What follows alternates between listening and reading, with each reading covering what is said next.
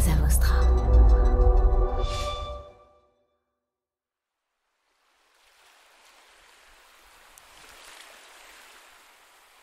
Bonjour à toutes et à tous, j'espère que vous allez bien et que vous passez un bon été, que vous ayez quitté la capitale pour fuir les JO ou que vous y soyez revenus après vos congés. Dans tous les cas, vous écoutez un épisode de Mediarama, vous avez fait le bon choix et je vous en remercie. Pour notre part, c'est la pause estivale. Après 200 épisodes fêtés début juillet, on profite de quelques semaines de repos pour revenir encore plus fort, plus motivé à la rentrée. Mais on ne vous laisse pas seul pour autant. On a sélectionné quelques épisodes qu'on pense être intéressants de découvrir ou redécouvrir. Et cette semaine, c'est avec Julien Laurent, le Chief Digital Officer de TF1 Info, qu'on a le plaisir de passer un moment. Il était venu au micro de Mediarama nous faire le bilan 2 ans après le lancement de TF1 Info, cette nouvelle marque d'info du groupe TF1. Un épisode assez technique qui permet de prendre de la hauteur et de découvrir les coulisses de l'info chez TF1. En tout cas, un épisode que j'ai eu beaucoup de plaisir à enregistrer. J'espère que vous aurez le même plaisir à l'écouter. Si vous avez aimé l'épisode, n'hésitez pas à le partager autour de vous, en parler autour de vous. On prend toute publicité pour le podcast, évidemment, ça nous aide encore à développer. Merci beaucoup et bonne écoute. Salut.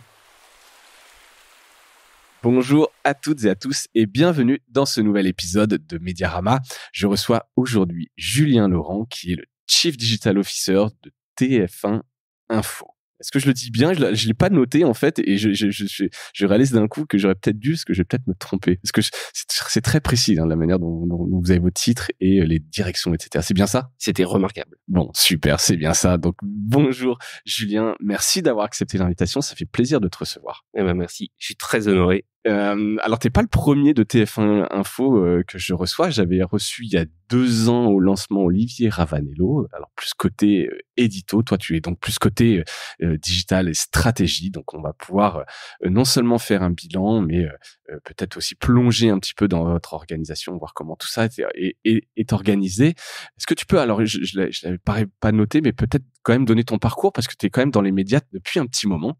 Ah oui, je suis un bébé des médias digitaux, moi. Ouais, exactement. Ouais, et c'est une histoire qui commence très tôt, mon histoire avec l'info, parce que quand j'étais petit, je voulais être présentateur du journal télé. D'accord. Et quand j'avais 9 ans, c'était ça mon rêve. Et bah finalement, je suis pas arrivé très loin. Je suis arrivé à 3 bureaux. Ouais, c'est ça. Mais je fais pas la même chose. Par contre, je travaille avec eux.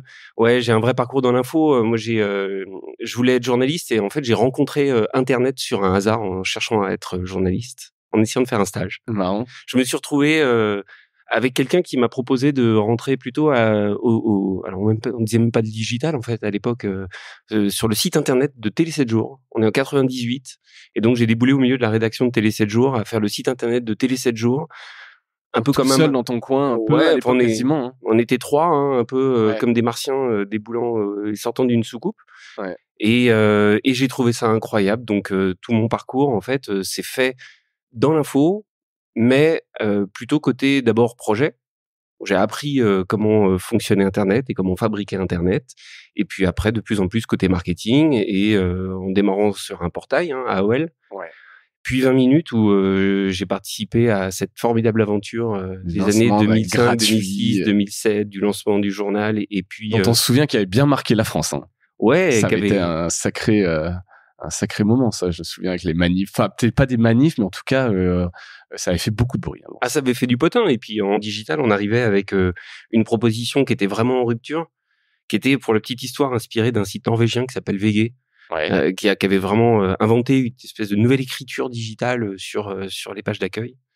Donc c'était vraiment une super aventure avec des gens hyper compétents, avec un patron de rédac qui était Johan Fnagel, qui est un des fondateurs de Loopsider aujourd'hui. C'était une grande aventure, 20 minutes. Puis après j'ai dirigé des médias sportifs qui aujourd'hui sont dans le giron de Reworld, Sport 365, Média 365. Et j'ai rejoint TF1, ça a été un peu ma seule incartade en dehors de l'info. J'ai fait pas mal de MyTF1, de marketing autour des programmes, toujours sur le digital, donc vraiment du MyTF1. Et puis l'info m'a rattrapé parce que à un moment, on s'est posé la question de l'avenir d'LCI. Et il y avait finalement 2 branches, c'était à arrêter ou passer la chaîne en TNT gratuite. Dans ce cadre-là, il fallait monter un volet digital et moi j'ai plutôt participé à ça. À tel point qu'à un moment, j'ai dit, maintenant qu'on a posé ça, ça serait bien de le faire. Ouais. Et moi, je veux bien Et je veux bien le faire. Voilà, et ça a été mon retour à l'info avec le lancement d'LCI.fr, qui est aujourd'hui TF1 Info. Et le rachat de Metro News?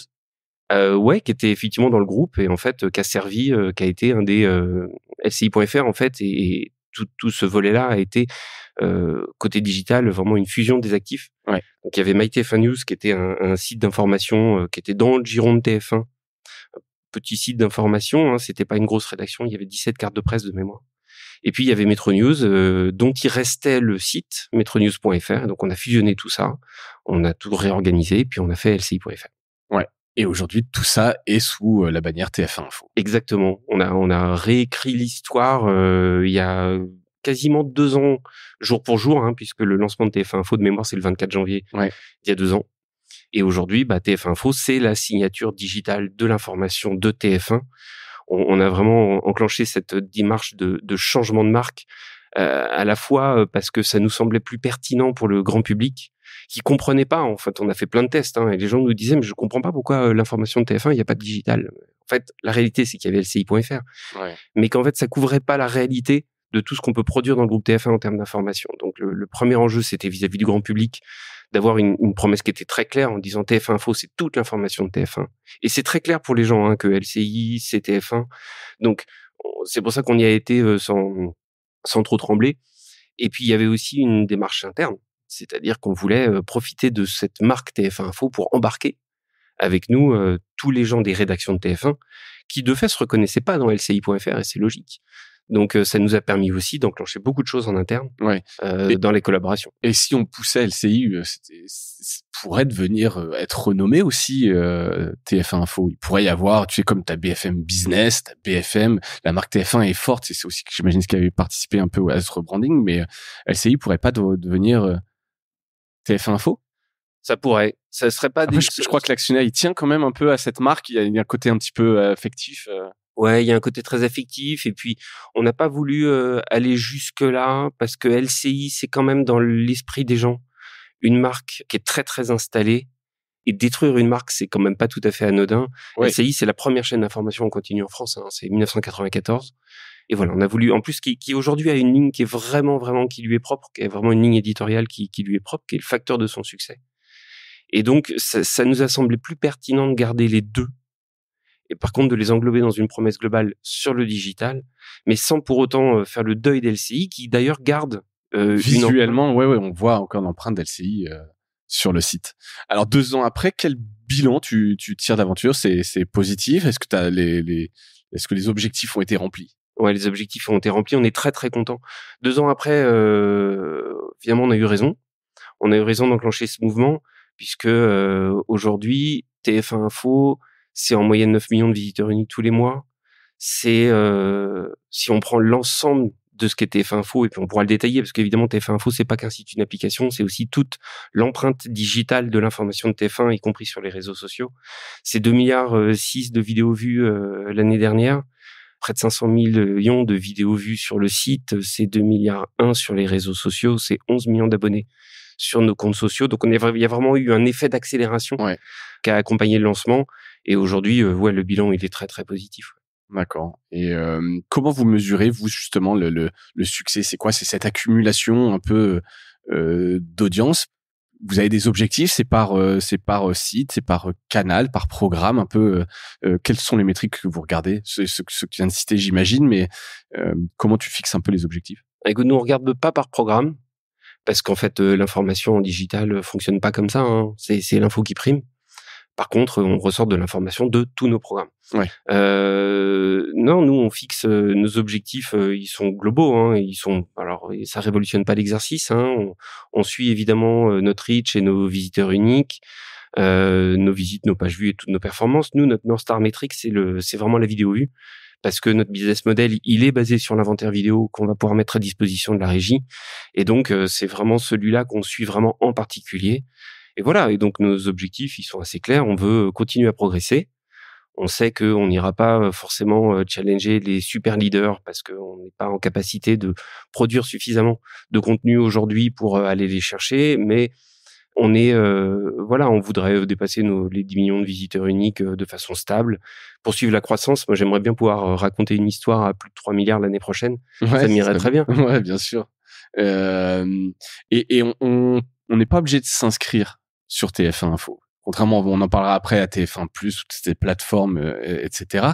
Mais c'est quand même un objectif qui compte. Vous avez combien d'inscrits là sur TF1 Info? Là, aujourd'hui, on a 250 000 personnes qui ont bien voulu créer un compte pour bénéficier de tous nos services. C'est quel service t'as quand tu te crées un compte? Quand tu te crées un compte, tu as accès d'abord à une information personnalisée, c'est qu'on donne la possibilité à l'utilisateur de choisir spécifiquement les thématiques qui l'intéressent pour lui offrir une expérience vraiment plus sur mesure, personnalisée, qui s'appelle Pour vous.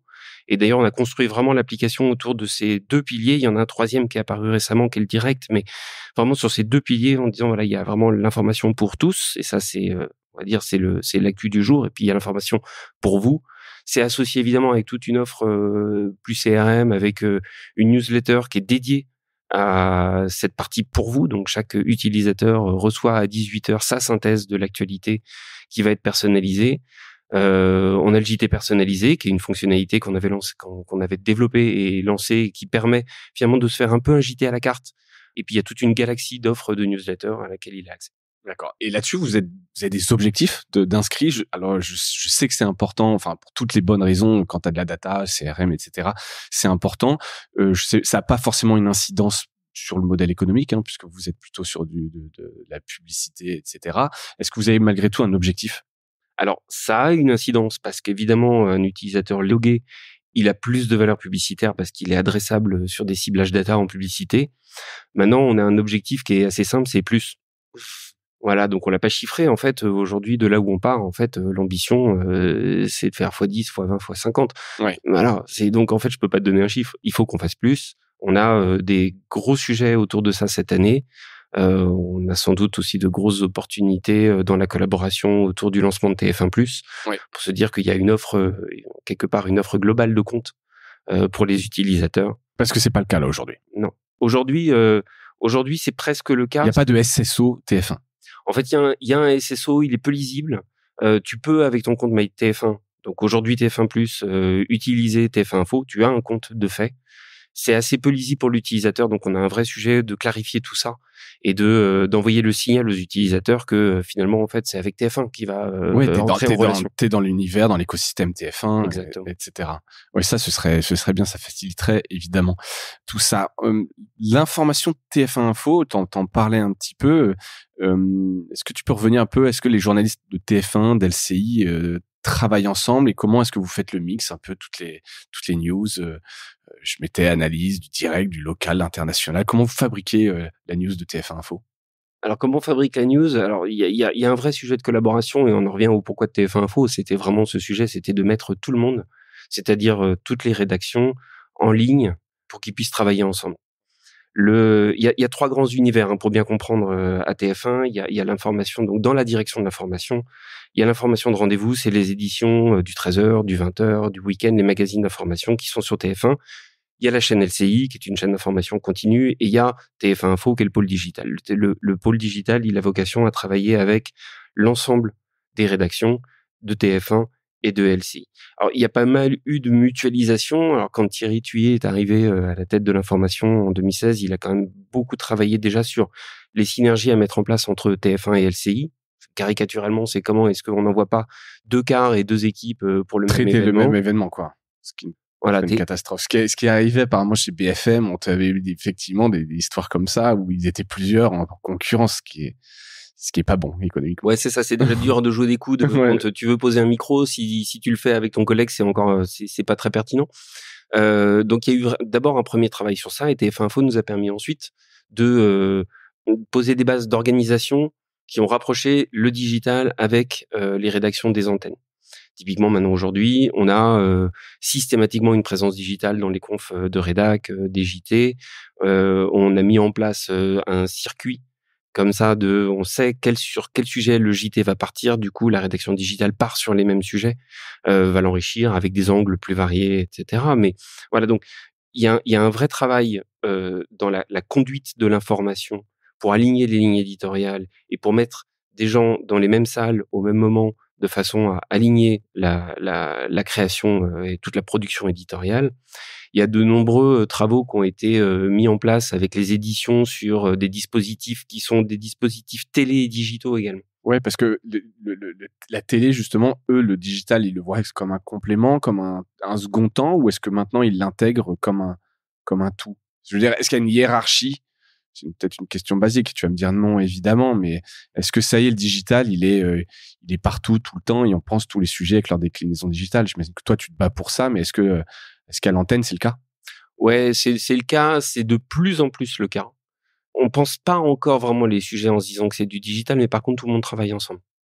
Et donc, on va faire intervenir des personnes de l'antenne sur des sujets qui sont purement digitaux. On va de plus en plus penser des formats antennes pour qu'ils puissent avoir une vie sur le digital.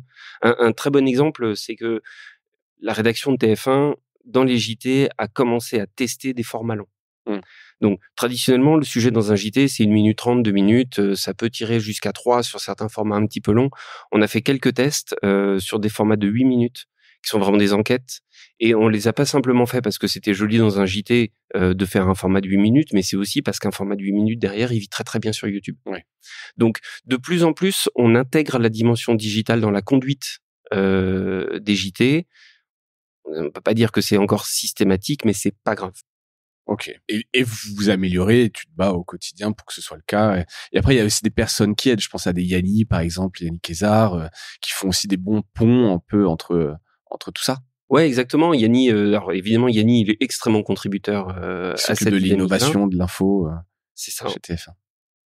Mais il y a de plus en plus de profils, j'allais dire de profils mixtes. C'est-à-dire que aujourd'hui, une personne qui travaille au JT peut être appelée par les équipes sociales pour faire un format, un explainer uniquement sur les réseaux sociaux. Et de plus en plus, il y a même des profils vraiment, vraiment hybrides.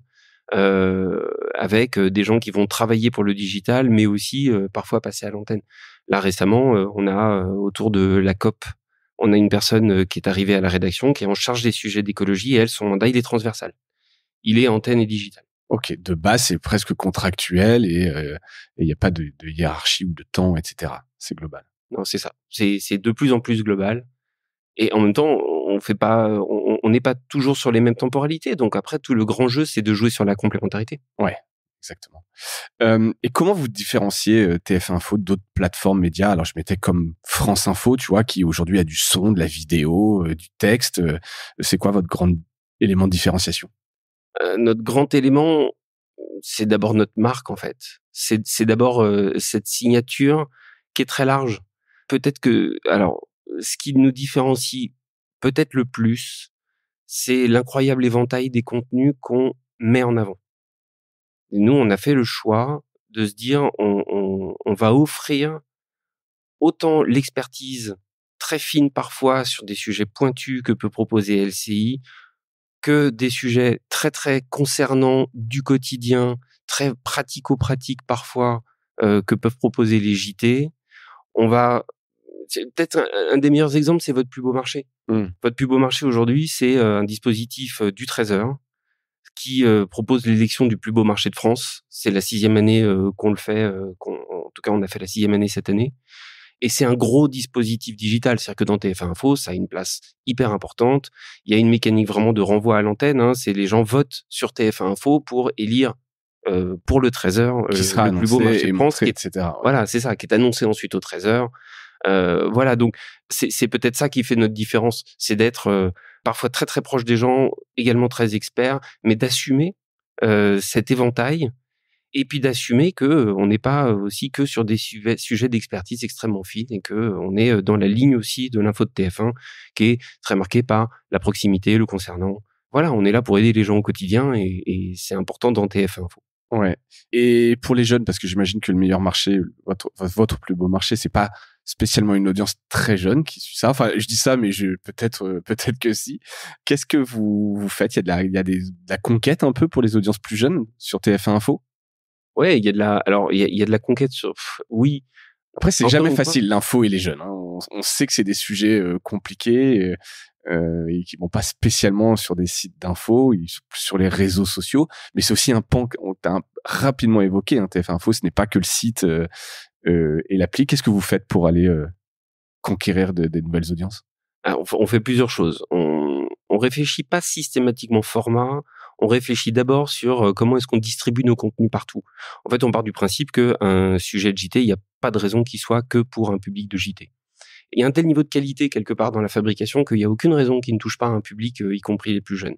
Donc déjà, on se dit pas... La qualité, c'est le fond, le contenu même. Ça peut pas forcément intéresser de voir fabricant, j'en sais rien, mais au-delà de la qualité qui est très bonne par ailleurs, mais tous les sujets n'intéressent pas forcément les jeunes. Non, tous les sujets n'intéressent pas les jeunes, mais ça, c'est du coup... nous, on a au digital, on a un peu cette fonction de tour d'aiguillage, de tour de contrôle.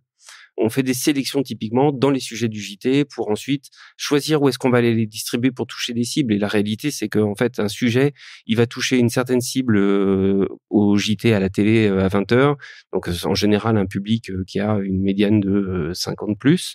Ouais. Il va toucher sur TF1 Info, sur le site et l'application, un public qui a plutôt 40 plus.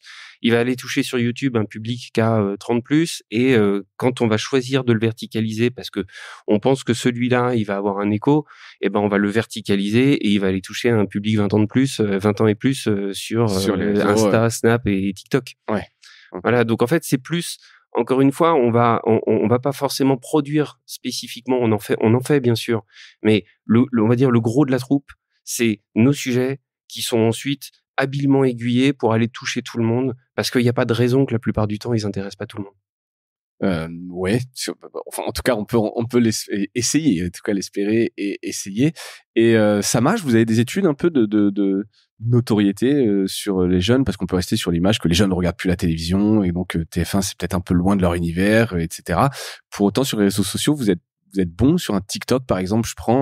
J'ai pas regardé. Alors je suis pas sur TikTok en l'occurrence, donc je peux le dire, mais je suis pas allé regarder. Ça marche bien TF1 Info sur TikTok? TF1 Info, ça marche très bien. On a 1 200 000 abonnés sur TikTok, une très très forte croissance et des contenus qui vont faire 8-9 millions de vues sur TikTok. Donc ouais, ça fonctionne vraiment bien.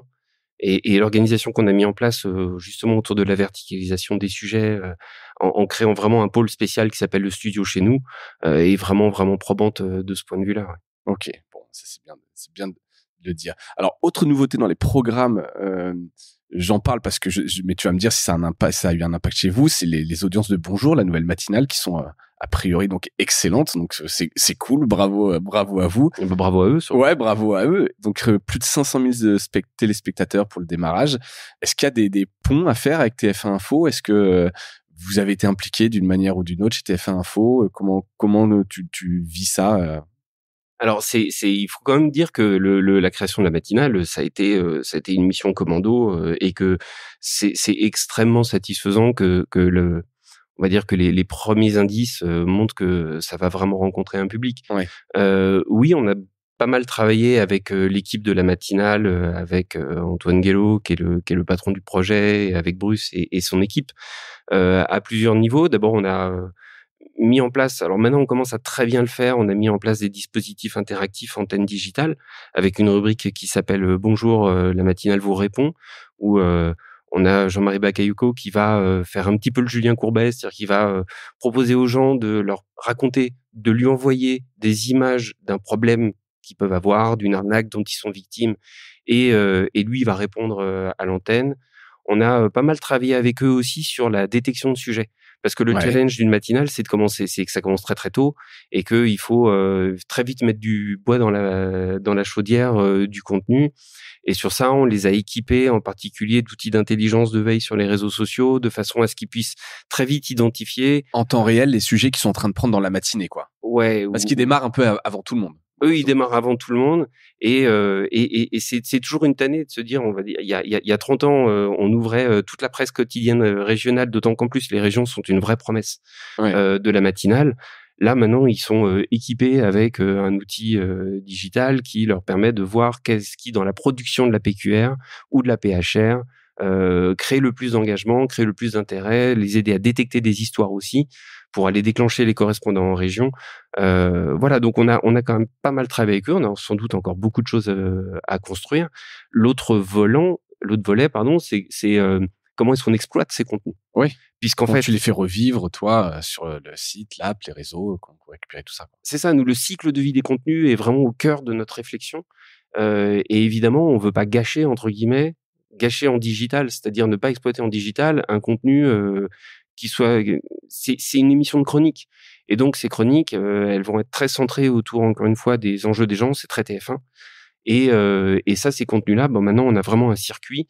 On connaît le conducteur, on reçoit les contenus, on sait que la rédaction digitale va pouvoir travailler autour pour les propulser sur les réseaux sociaux, mais également écrire des articles complémentaires en utilisant la chronique pour s'assurer que elle va toucher toutes les sources d'acquisition d'audience et donc elle va toucher un plus large public. Donc on a aussi pas mal travaillé avec eux sur bien comprendre l'émission. En fait, c'est beaucoup de communication pour fluidifier les échanges, anticiper et récupérer les contenus le plus tôt possible et le plus smooth possible, en fait. Ouais, c'est exactement ça. On a beaucoup réfléchi à comment est-ce qu'on exploite au maximum toute la valeur de contenu qui est produite par nos antennes. Ouais. Et en allant vite. Et en allant vite, en anticipant au maximum. Donc ça suppose que les gens y soient présents, ça suppose que les gens y se parlent beaucoup. Ouais. Et donc, on travaille vraiment beaucoup dans cet axe-là. Ouais. J'imagine bien.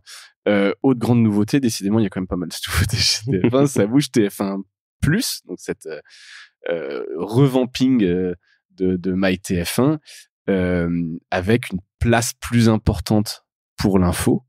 Est-ce que tu peux nous en dire un petit peu plus et sur TF1+, donc là, même si c'est pas ton projet, mais je pense que tu peux un peu en dire deux mots, et puis surtout, quel lien, quelle synergie avec l'info et TF1 Info là-dessus? Alors, il faut regarder, il y a deux aspects à regarder. Le premier, c'est celui de la complémentarité entre TF1 Info et TF1+. TF1+, c'est la plateforme de streaming du groupe TF1 gratuit. Ça a vocation à devenir une alternative pour les utilisateurs à Netflix, pour des gens qui n'ont pas forcément envie de payer Netflix ou qui veulent regarder des programmes. Voilà, des programmes qu'il n'y a pas ailleurs. Exactement. Et là-dedans, effectivement, il va y avoir de l'info. Mais les deux plateformes, elles sont très très complémentaires. Quand on regarde, alors TF1+, c'est feu MyTF1. Quand on regarde le recouvrement des audiences, il est finalement assez faible. C'est jamais plus de 30% d'audience. Donc, les deux permettent de toucher un plus large public quand ils sont mis ensemble. Et en plus, ils correspondent à des usages qui sont très différents. Quelque part, TF1 Info, c'est l'information tous les jours sur ton mobile, toute la journée. TF1+, c'est j'ai envie de me poser, je suis dans mon canapé et je suis dans une session longue et je vais soit regarder Koh-Lanta ou un film parce que il y a un catalogue de films à disposition dans la plateforme, ou m'informer. Et pour ce qui est de l'information, effectivement, l'information était peu présente dans un MyTF1, c'est beaucoup plus le cas. Là, dans ce cadre-là, il y a deux choses. Il y a la consommation vraiment en streaming direct. Donc, on voit qu'aujourd'hui, il y a un vrai usage autour du direct de l'info. Aujourd'hui, une bonne partie de la consommation sur un TF1+, est portée par le fait de regarder le 20h ou de regarder la chaîne LCI. En live. Et on a développé toute une galaxie d'offres complémentaires autour de ça. Donc, on a commencé par créer des chaînes digitales linéaires qui sont des simili directs et qui sont disponibles uniquement sur la plateforme. Une en particulier qu'on a lancée autour de notre signature Notre Planète, qui est tous les contenus autour des enjeux climatiques produits par la direction de l'info. On a créé un nouveau format qui s'appelle Top Info, qui est un format court de 3 à 5 minutes. Il y en a 3 à 5 par jour, qui sont plutôt des explainers de l'information qu'il faut avoir vue dans la journée. Voilà, donc il y a évidemment beaucoup plus d'infos dans TF1+ qu'il y en avait, et tant mieux, et ça a un vrai sens, parce que l'info, d'abord, elle est tout à fait dans l'ADN de TF1, et ça c'est très clair pour les utilisateurs, mais l'info, elle a aussi cette vertu de faire revenir les gens quotidiennement, et à côté de ça, il y a une vraie complémentarité, et TF1 Info plus TF1+, égale une expérience globale TF1 en digital toute la journée dans les gens, quel que soit leur usage, quel que soit leur moment et quel que soit le temps qu'ils ont à passer. Voilà, c'est du TF1 toute la journée, t'es dedans, t'as tout. C'est complet. Voilà. Et ouais, et j'ai vu donc ces chaînes, il y en a au moins une trentaine de chaînes, enfin relinéarisées, comme tu le dis. C'est sur toutes les thématiques. Et ça, bon, il est un peu tôt, j'imagine, pour avoir des retours sur les usages. Écoute, on a 2 jours d'expérience. Donc c'est Laisse-moi le temps de brancher l'analytique. Oui, c'est ça. On va voir.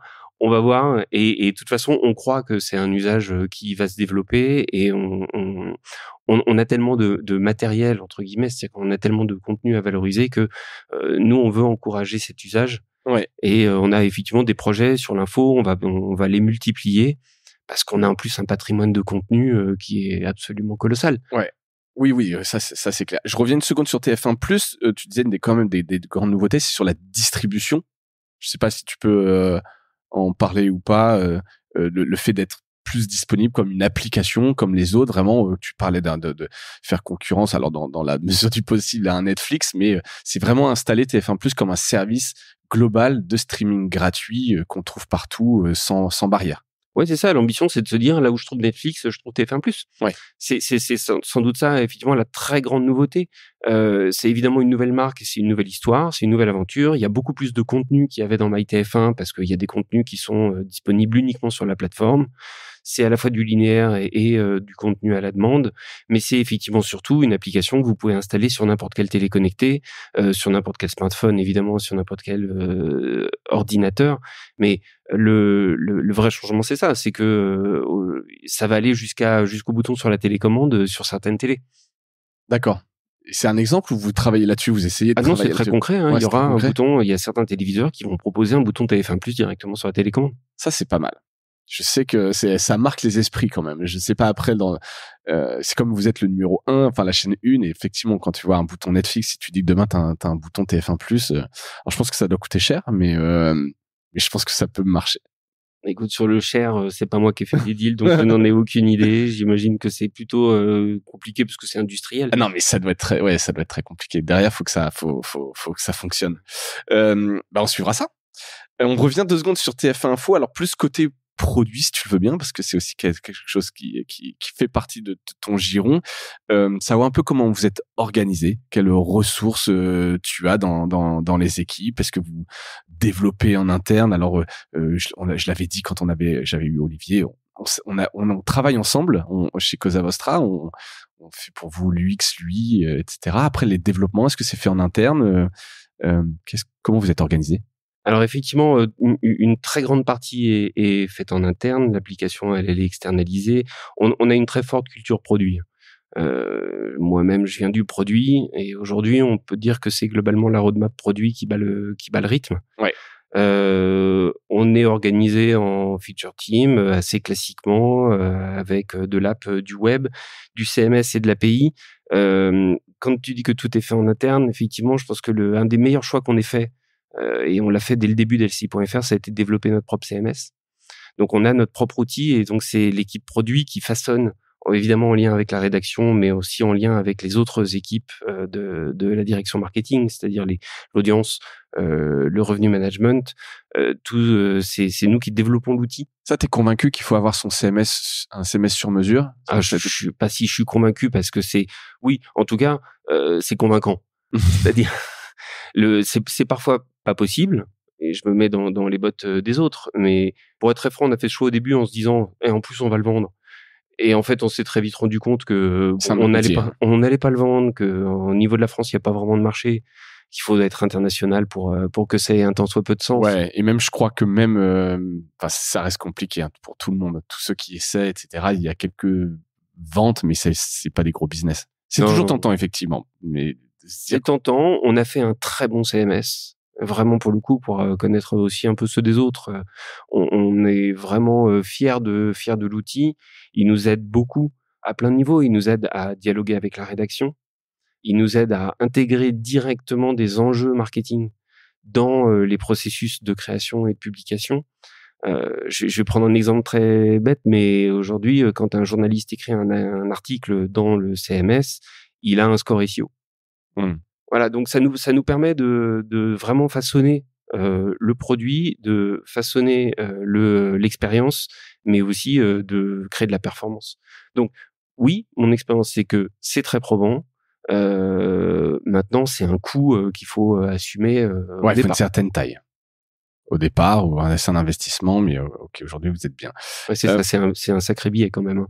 Ouais. Mais on l'a amorti, je pense, très très largement en 8 ans d'utilisation. Oui, c'est ça. Puis c'est évolutif. Et donc ça, c'est vos équipes qui font ça. Vous avez la main entièrement là-dessus. C'est fait entièrement en interne, ça. C'est fait intégralement en interne. Après, pour développer, on est aujourd'hui la partie TF1 Info, on développe tout ce qui est expérience et donc les sites, les applications, le CMS, je l'ai dit. On travaille aussi en lien avec TF1+, puisqu'on a des stacks techniques qu'on partage. Typiquement, le player c'est un player maison. Et donc, c'est le même player sur TF1+, et sur TF1 Info. Ça, c'est pas l'équipe TF1 Info qui le développe. On va travailler avec eux pour... C'est un player maison, entièrement. Entièrement maison. Ok. Et ça, tu sais pourquoi c'était des questions, parce que bon, il y a pas mal de gros acteurs aussi là-dessus, mais non, c'était des Brightcove, etc., des JTK, il y en a plein. Non, c'était volonté, pareil, de maîtriser sa techno et son destin. C'est historique, donc je peux pas te donner. C'était fait bien avant que j'arrive dans le groupe TF1, puisque ça s'est fait avec petit souvenir pour les moins jeunes d'entre nous avec Watt.tv. Ouais. Donc c'était historiquement, c'était historiquement le player de Watt.tv. Je pense que ça procède de la même réflexion pour le CMS. Ouais. C'est qu'en fait, on n'est jamais mieux servi que par soi-même. Quand on a des enjeux métiers, au moins on a la main. C'est vraiment la même logique que le CMS, je pense. Ok, écoute, très clair. On parlait un peu de fidélisation. Est-ce que vous avez des cultures de faire des tests pour justement améliorer un peu en prenant en retour des feedbacks? Qu'est-ce que vous avez comme bonne pratique là-dessus? Sur les tests utilisateurs, alors oui, évidemment. Alors, il y a test et test. C'est-à-dire qu'il y a évidemment tous les tests utilisateurs. Et alors, on pourrait ouvrir une boutique de toutes les études qu'on a pu faire, de tous les tests qu'on a pu faire avant TF1 Info, pour essayer de bien comprendre et de bien cerner les besoins des gens en termes d'information. Il a sorti des choses d'ailleurs assez fortes qui nous ont amené à une valeur absolument centrale dans notre approche qui est la simplicité. Et on pourra parler de fatigue informationnelle, mais nous, on a vraiment essayé de le traduire dans l'expérience et le produit. Après, oui, on a vraiment des runs de tests systématiques. Nous, on travaille beaucoup en A/B testing. On est très convaincu par cette approche qui, quand on n'a pas une masse critique dingue, on n'a pas une équipe de 500 personnes, hein, donc c'est souvent ce qui permet de définir le mieux les quick wins. Et on travaille de plus en plus de façon itérative par cycle de test autour de tout ce qui est CRM et de tout ce qui est conversion de nos utilisateurs. On va dire du statut de je viens de Discover, je regarde le site sans accepter les cookies, à je suis un utilisateur de l'application qui a créé un compte. Ouais. Voilà, on travaille tout vraiment ça est bien identifié, bien segmenté. Vous travaillez chacune de ces. Voilà, et on travaille vraiment à segmenter. Nous, notre enjeu, il est vraiment de réaliser, de mener les gens au bout de ce funnel, c'est-à-dire de partir d'un utilisateur avec qui on n'a pas de relation et qui n'a pas forcément envie d'en avoir une, à un utilisateur fidèle qui a un compte chez nous, qui utilise nos services, qui revient plus souvent et qui est abonné à nos newsletters. Ouais, il y a du boulot entre chaque, mais vous travaillez bien. Tout ça sert évidemment la monétisation. Est-ce que tu peux me dire comment vous monétisez TF1 Info? Est-ce que il y a une régie dédiée? Forcément, c'est plus simple de monétiser un Starac que des articles sur la guerre, hein, tu sais. Enfin, tu le sais bien. Comment se passe la monétisation de TF1 Info? Alors t'as raison, c'est plus facile d'aller voir monsieur, on va pas citer de marque, mais monsieur qui fait, ou madame d'ailleurs, qui fait des cosmétiques en lui expliquant que c'est vachement mieux d'annoncer sur la Starac pour parler de son nouveau gel de cheveux que d'aller annoncer sur l'info. Pour autant, il faut casser quand même un mythe. Les annonceurs sont assez peu retorses quand il s'agit d'infos. On a mesuré, hein, on a à peine plus de 5% des annonceurs qui demandent une exclusion de l'info. D'accord. Donc ça, c'est pas vrai. Nous, on travaille avec TF1 Publicité, qui est la régie que tout le monde connaît et qui est quand même une très très très grosse régie, qui est la régie à la fois de TF1+ et de TF1 Info. Et ce sont soit des offres spécifiques, donc on a des campagnes qui sont vendues en gré à gré par la régie, ou des offres qui sont bundle, qui sont sur des cibles affinitaires, qui sont dans des packages data. Donc On a vraiment une offre très très complète. Ce qui est vraiment le plus vendu en spécifique sur TF Info, ce sont les opérations spéciales. Ouais. Où là, il y a vraiment une équipe dédiée à la régie et une équipe chez moi pour travailler en coordination sur des réponses à des briefs ou faire des propositions à des annonceurs sur des dispositifs qui vont être plus cousu main. Et donc, uniquement pour TF1 Info. Là, ça va être en général uniquement du TF1 Info. Ça peut être des offres couplées. On a travaillé récemment à mettre en place une offre autour de la signature Automoto. Automoto, c'est une signature historique de TF1. C'était on dit plus replay, mais c'était du streaming sur TF1+, ex MyTF1. C'est aujourd'hui aussi une rubrique dans TF1 Info où on retravaille des articles sur la base des reportages d'Automoto, et donc ça a vocation à de plus en plus à servir d'exemple pour montrer qu'on peut tout à fait bundliser des offres entre les deux plateformes. Ouais. Ok. Et par exemple, sur l'exclusion des annonceurs, tu as des dispositifs quand même, parce qu'on parle souvent de brand safety, etc., qui excluent certains types de contenus de ces dispositifs. Comment, si j'ai fait une opération spéciale quand même sur TF1 Info, je m'assure que ma marque, elle est pas en face d'un truc, d'un attentat.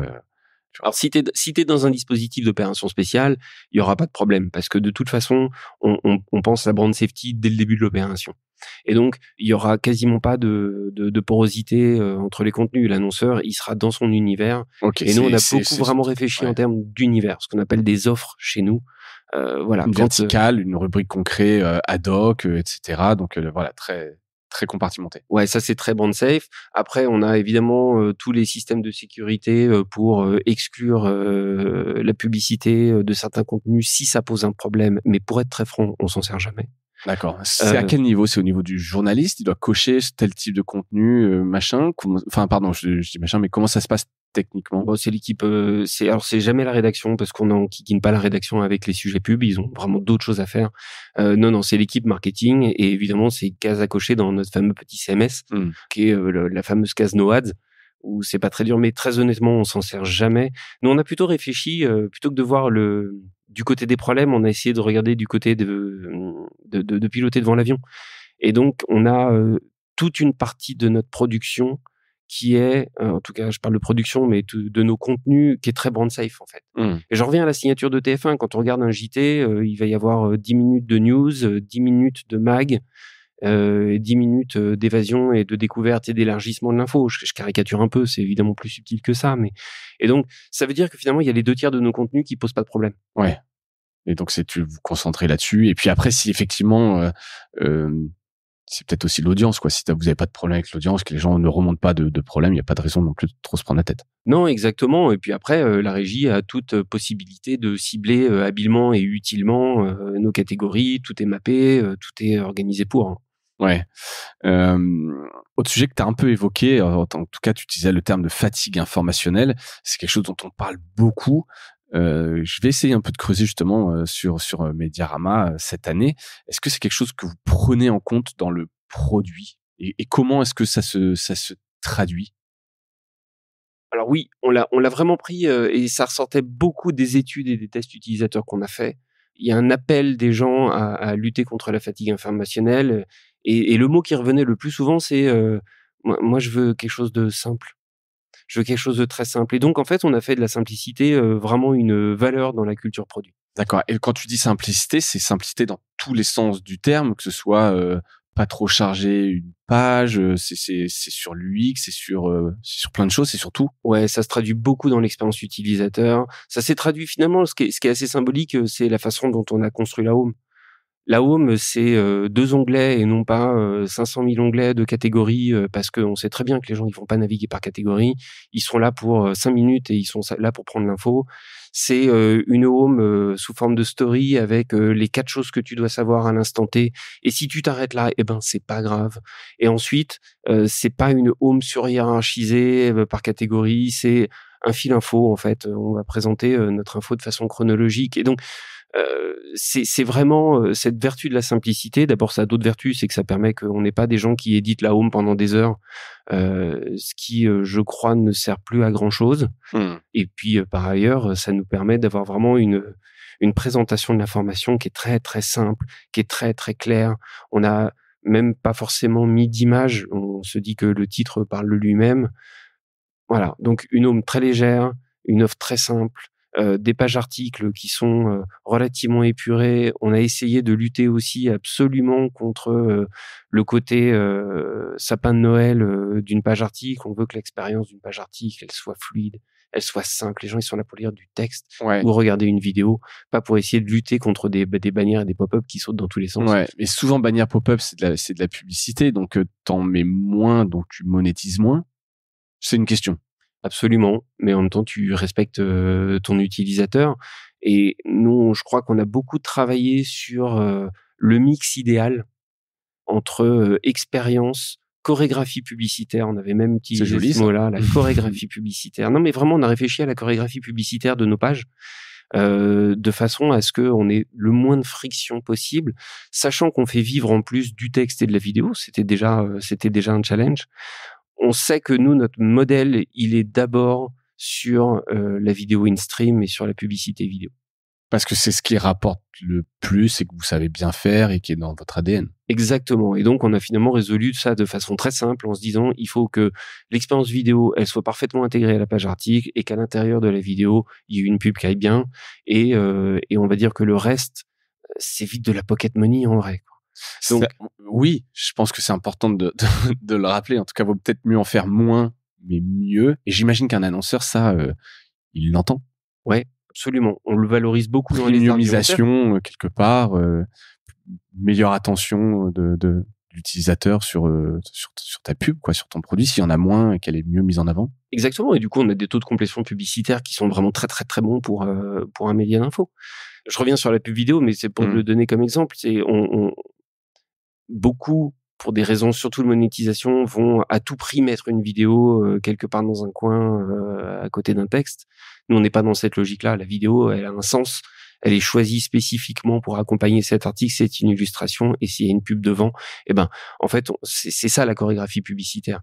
Je t'ai pas mis une pub vidéo pour te mettre une pub vidéo. Il y a une pub vidéo devant un contenu qui a une vraie valeur parce que c'est une vidéo d'illustration qui accompagne un article que t'es venu chercher pas par hasard. Ouais. Ça fait la différence quand même. On croit, en tout cas, on se tient à cette ligne-là et ça fonctionne. Ça fonctionne. Les résultats financiers de monétisation de TF1 Info sont bons. Ouais, au-delà de la progression en volume des audiences, est-ce que vous avez augmenté le CPM? Je sais pas, alors pareil, comment là tu mesures ça, mais c'est un bon produit. Ouais, c'est un bon produit. On a alors augmenter la valeur CPM, non, mais par contre, on a considérablement développé l'audience, donc on a un inventaire qui est infiniment plus large que ce qu'il était au début. Il est aussi de très bonne qualité, on en a parlé, et les résultats, sont très bons. On a la chance de ne pas perdre d'argent, ce qui est un luxe dans le monde de l'info, et ce qui était aussi notre objectif, c'est qu'on voulait démontrer qu'on pouvait tenir un modèle économique autour de l'information. Et aujourd'hui, c'est un pari qu'on continue à courir, mais qui est en partie réussi. Ouais. Bravo. Merci. Mais bravo, et je descends le bravo à tous, parce que ça a été quand même un vrai travail groupé. Ouais.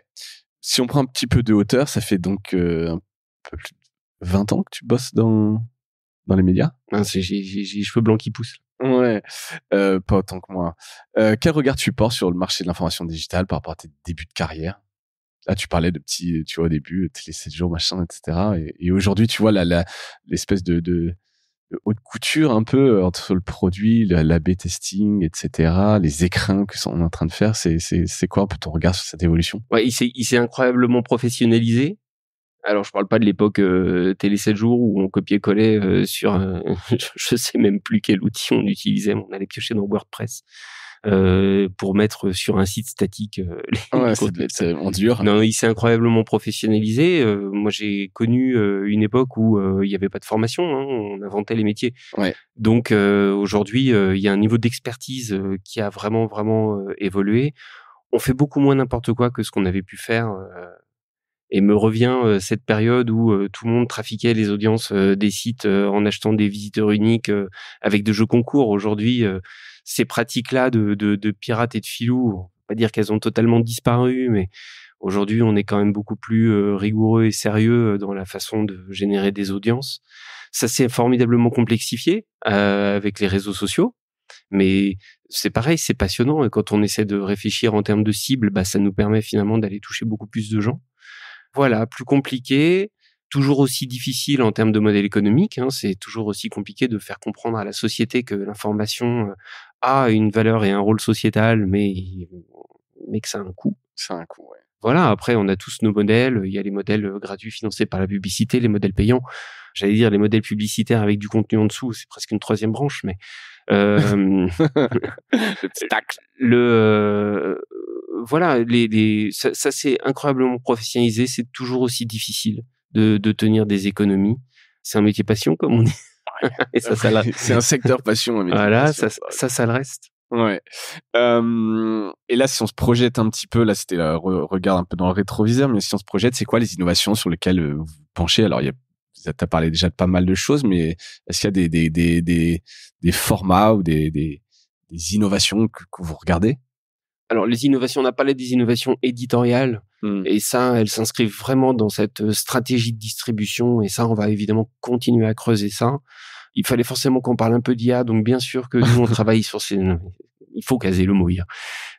On travaille évidemment sur ces sujets-là. Alors, on a un travail qui est à la fois, évidemment, entre groupe, avec des réflexions sur le cadre éthique, le cadre juridique, le cadre technique qu'on peut mettre en place. Ça, c'est pour assurer en interne. Mais sinon, concrètement, vous avez des POC, vous avez fait des choses? Ouais, on travaille sur des POC qui sont très, très, très concrets, qui sont... et ça, c'était une volonté. C'est avant de se dire on part bille en tête, on va aller sur des choses qui peuvent avoir une certaine efficacité. Donc, on travaille beaucoup. Et encore une fois, ça, c'est la vertu de maîtriser son CMS. On travaille beaucoup sur les enjeux de productivité et comment est-ce que, avec de l'intelligence artificielle, on aide la rédac à aller plus vite dans la publication, plus vite dans la suggestion de tags, plus vite dans la catégorisation des contenus, plus vite dans la correction. Voilà. Donc là, pour l'instant, la proposition de titre. On n'en est pas là. Non, on n'en est pas là. Et pour être très franc, on l'exclut pas, mais on n'a rien de très très concret. On a évidemment des réflexions sur comment est-ce que, encore une fois, on aide la rédaction à mieux éditer. Maintenant, nous, on est très... Et des nouveaux produits? Des nouveaux produits générés par... Ouais, nouvelles interfaces conversationnelles. Non, on en est... Très honnêtement, on n'en est pas là. Ce qui est sûr, c'est que c'est pas demain qu'on aura un contenu généré par de l'IA qui arrivera sur un de nos supports. On croit encore que, et même peut-être plus que toujours, que le métier du journaliste, il a un sens et il a un rôle, c'est d'être le témoin de la vérité, et que donc il faut être très très clair sur qui fabrique une information. Donc c'est pas demain que on aura un contenu généré par une IA qui sera sur nos supports. Voilà, maintenant. Oui, qui sait, demain, on verra. Mais en tout cas, aujourd'hui, c'est pas le cas. Il n'y a pas de contenu aujourd'hui généré par l'IA sur BFM Info. Absolument pas. Et tes priorités pour 2024, on est en début d'année. Priorité, grosse année d'actu. On a quand même des beaux sujets. Nous, on a un euro, puisque on aura les droits de l'euro de football. Donc, on a ce moment à passer, qui est toujours un moment assez fort. On a fait une très très très belle Coupe du Monde de rugby sur TF1 Info avec presque 9 millions de vidéos vues, et on a cette chance en fait de bénéficier des droits des images. Donc ça doit un petit peu aider. Ouais, ça aide un peu de se dire qu'on est le seul média d'information sur lequel tu peux revoir les buts. Voilà. Ça, c'est sûr que ça aide. Mais il y a par ailleurs tout le traitement que les rédactions de TF1 vont faire autour de l'événement. Donc ça, on va beaucoup travailler dessus et on aura des propositions. On va sans doute surfer sur ce qu'on a fait sur la Coupe du Monde de rugby, avec notamment un format de suivi de live qu'on avait voulu un peu enrichi.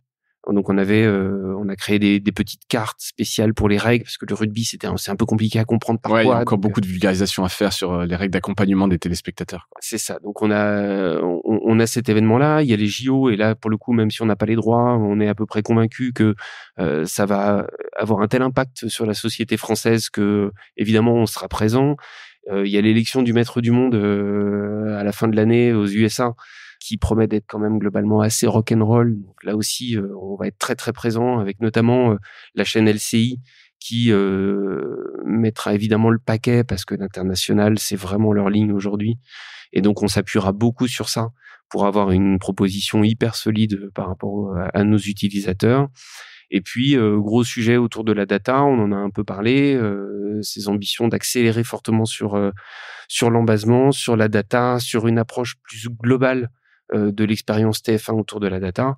Continuer et évidemment renforcer les synergies avec TF1+, pour avoir encore une fois, cette expérience TF1.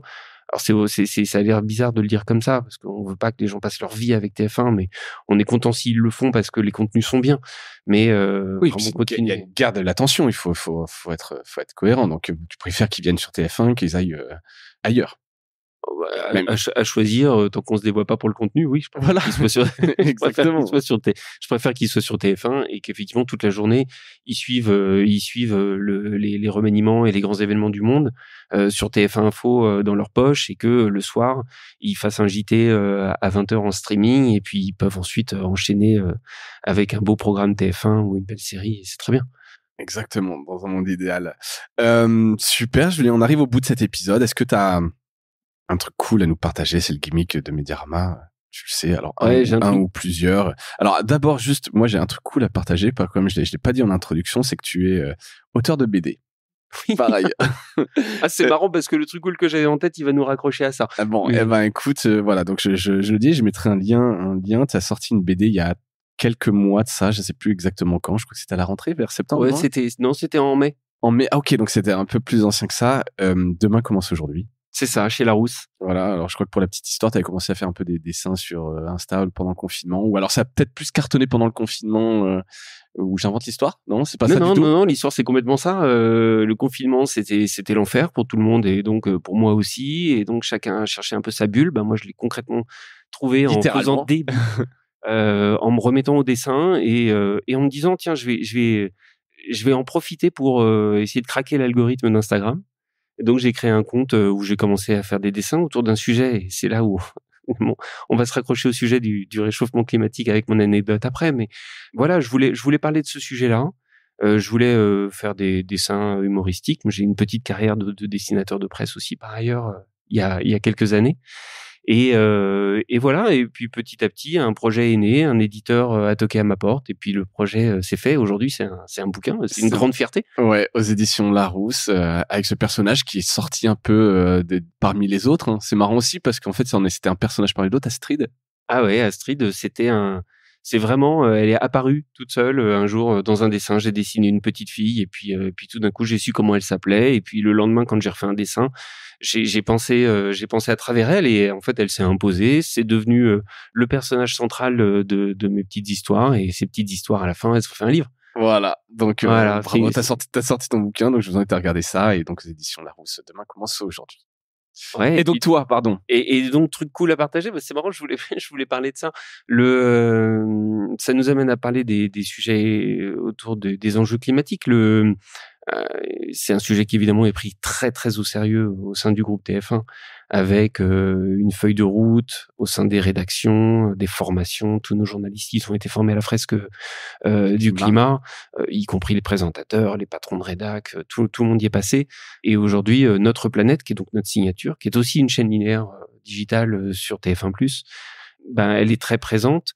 Et pour l'anecdote, on a reçu Jean-Marc Jancovici à TF1, on va dire courant début décembre, je me souviens plus exactement quand, qui nous a assez ouvertement critiqué sur le fait qu'on n'en faisait pas assez.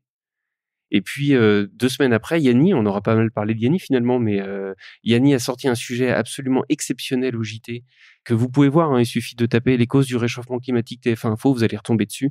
Un sujet assez extraordinaire de 6 minutes qui a été filmé en vidéo volumétrique.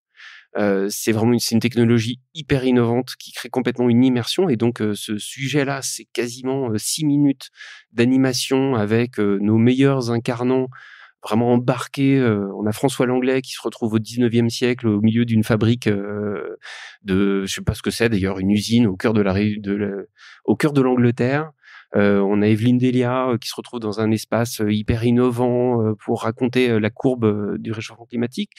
Et non seulement ce sujet, il est incroyable dans sa forme mais il est aussi super pertinent sur le fond, tant et si bien qu'on a eu l'honneur que Jean-Marc Jancovici nous fasse un magnifique post LinkedIn en disant « Là, j'avoue, je m'attendais pas à ce que TF1 fasse en 6 minutes ce que j'ai essayé de faire avec ma bande dessinée Le Monde de demain. » Ils ont réussi à synthétiser en 6 minutes d'une façon brillante ce que nous, on a voulu dire avec Christophe Blain, avec cette bande dessinée qui accessoirement a beaucoup plus de succès que la mienne et puisqu'ils ont largement dépassé le million d'exemplaires. Oui, moi j'y suis c'est pas. un énorme succès, mais ça viendra. Voilà, et donc T'as qu'à faire la prochaine avec Janco. Hein, et merci Janco. En tout cas, on est très fiers d'avoir donné le change et on est accessoirement, on est très très fiers de ce sujet que vraiment je serais heureux que ceux qui n'ont pas vu puissent découvrir. Je mettrai un lien dans les notes de l'épisode vers ce sujet vidéo de TF1 Info.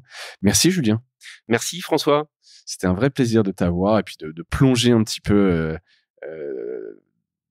dans TF1 Info, en savoir un petit peu plus 2 ans après. Donc bravo encore une fois pour tout ce travail, même si c'est pas terminé, que tu vois, début d'année, on remet les compteurs à zéro et c'est reparti. Affaire à suivre. Affaire à suivre, exactement. Merci à toutes et à tous d'avoir écouté cet épisode et je vous dis à bientôt. Salut.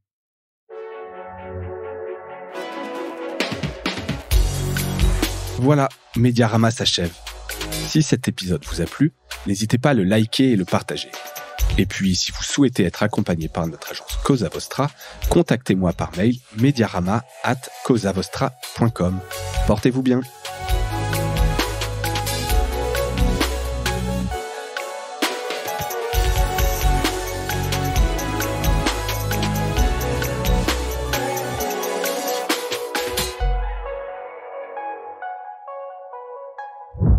Cosa Vostra.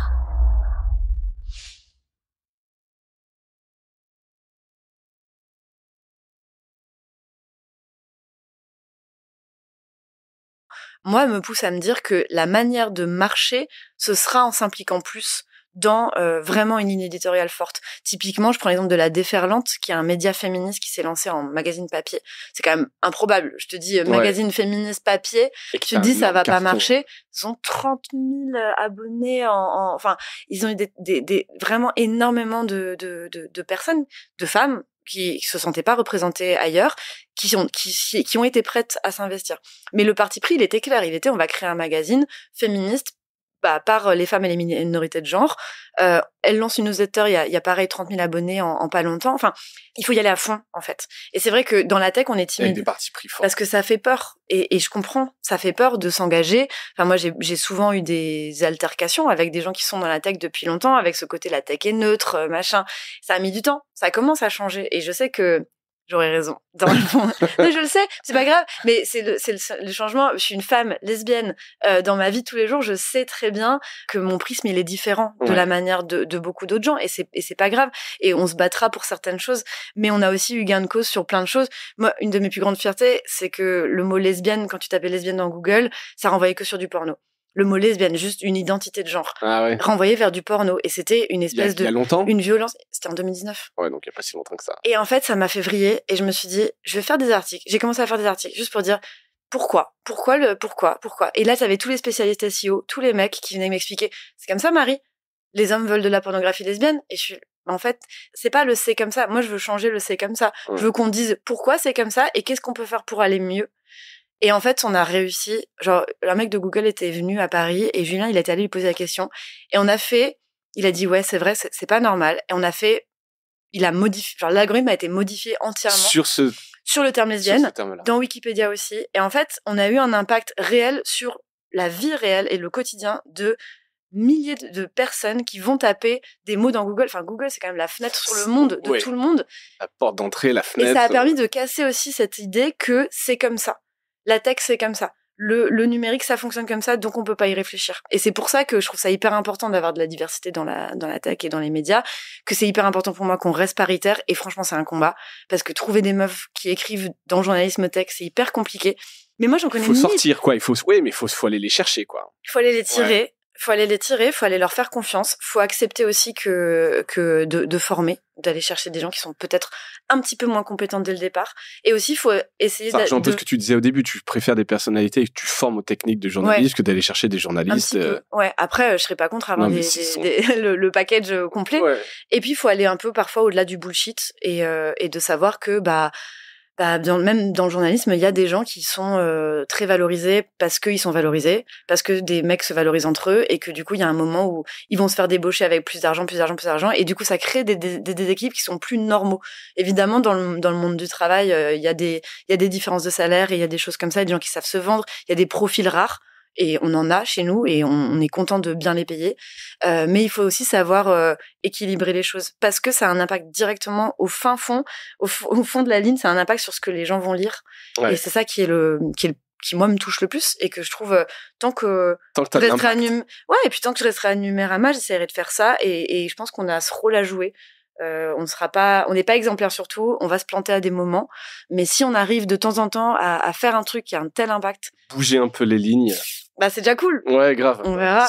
C'est pour rien que ça. Mais c'est vrai que pardon, pour finir sur le truc militant, vendre un produit militant, c'est très compliqué. Enfin, vraiment, c'est évident que on pourrait pas devenir le média qui parle de la tech que pour les femmes. Enfin, déjà, ça m'intéresserait pas, mais en plus, à vendre, ce serait vraiment impossible. Mademoiselle, c'est compliqué. C'est un beau média, mais vendre un média féminin en 2023, c'est compliqué.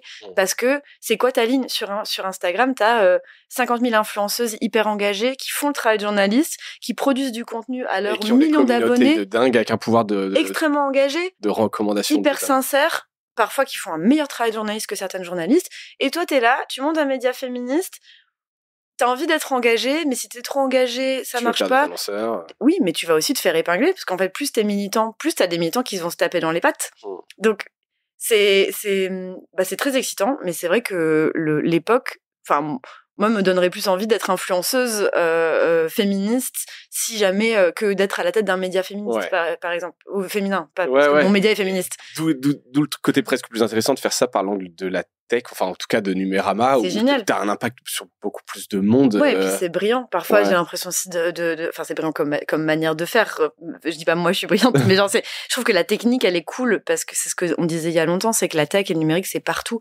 Je peux parler des youtubeurs. On a fait beaucoup d'enquêtes sur les youtubeurs qui agressaient leurs fans, par exemple. On peut parler de science, parce que dans la science, t'as les outils pour aller explorer l'espace, t'as les outils, enfin, tout peut être vraiment tech et numérique aujourd'hui, quasiment tout. Donc vous êtes légitime pour parler. C'est un cheval de Troie qui est génial. C'est aussi notre plus grande faiblesse. C'est que d'où l'intérêt de bien choisir ses verticales, etc. À un moment, il faut rester identifié. Et je pense que c'est une de nos plus grandes difficultés aujourd'hui, de réussir à montrer aux gens qu'on fait pas que de la tech et du numérique, qu'on n'est pas genre un site de test d'iPhone, pour les gens qui nous connaissent pas, mais en même temps de montrer qu'on n'est pas non plus, on va pas parler de tout et de rien, on va pas faire un guide des plantes. Enfin, ça n'aurait pas de sens dans notre ligne édito. Mais du coup, cette frontière entre le généraliste et le spécialiste, elle peut être compliquée, notamment à monétiser, typiquement. Parce que, ce que je disais, on monétise mieux une newsletter 100% mobilité électrique que monétiser un site entier qui fait des articles sur Game of Thrones et des articles sur la cyber. Sur la cyber. Mais c'est aussi ça qui est galvanisant. Et notre équipe commerciale, elle y arrive.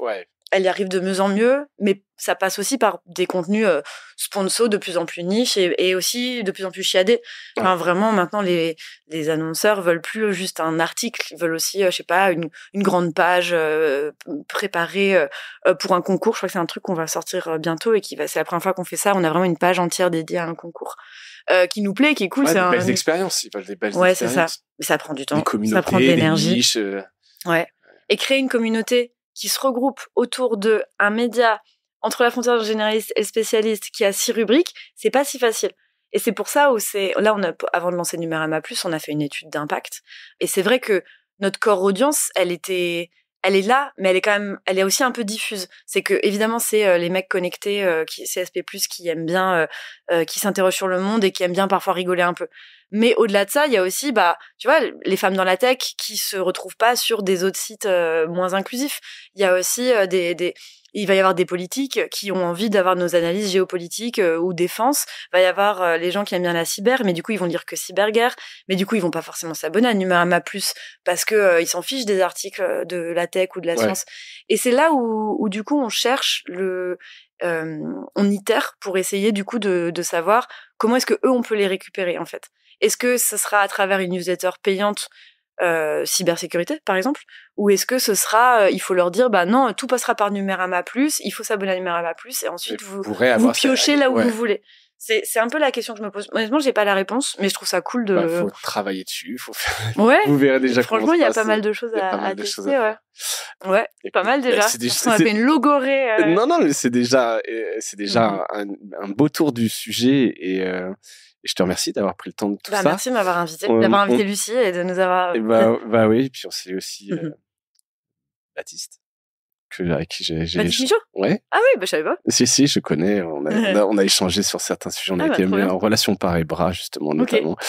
Mais je trouvais que ça plus cool que t'incarnes ça très bien. Donc, je trouvais ça très cool. Est-ce qu'en parlant de trucs cool, t'as quelque chose à nous partager? Un truc cool à nous partager?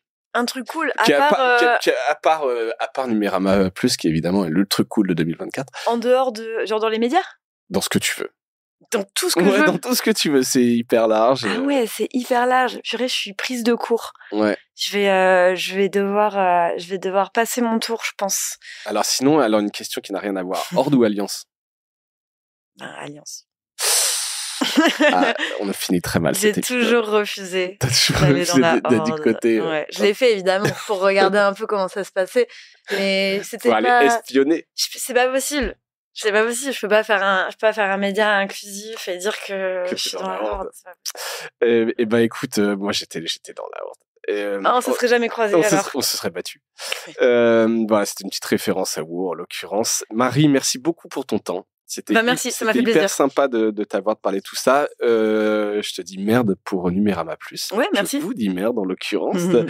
On suivra ça parce que je trouve que c'est intéressant et que ça va a priori de moi, mais dans mes convictions plutôt dans le bon sens. Tout ce que vous faites, je trouve ça assez malin et intéressant. Donc hâte de voir comment tout ça se passera. Donc merci et merci à toutes et à tous d'avoir écouté cet épisode et je vous dis à bientôt. Salut.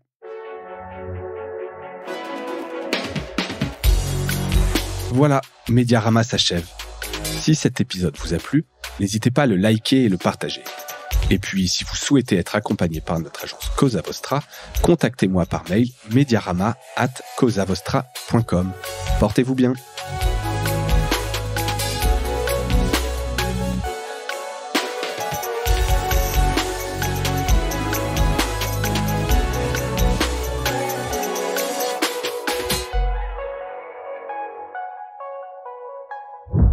Cosa Vostra.